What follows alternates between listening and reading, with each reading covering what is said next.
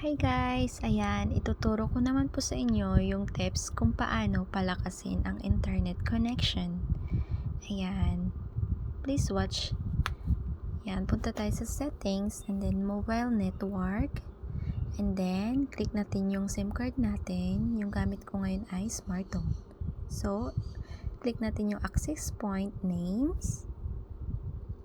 And then, click natin yung site na yan. And then, palitan lang natin yung name ng ating SIM card name. Ayan, palitan natin ng S-Tone. Ayan. After that guys, sa baba ng name ay yung APN, palitan natin ng Fitnet01. Ayan. After that,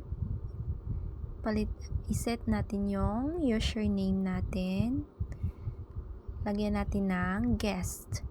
Okay, guest na ang ilagay natin guys. And then, yung password po siya ay guest also. Ayan, guest din yung password ilagay natin. Ayan, yun lang yung gagalawin natin. Wala nang iba. And the rest, ayan, na-default na po yun. And then, save natin po guys. And then, pag na-set na po natin lahat, ayan, okay na po. Enjoy! Thanks for watching!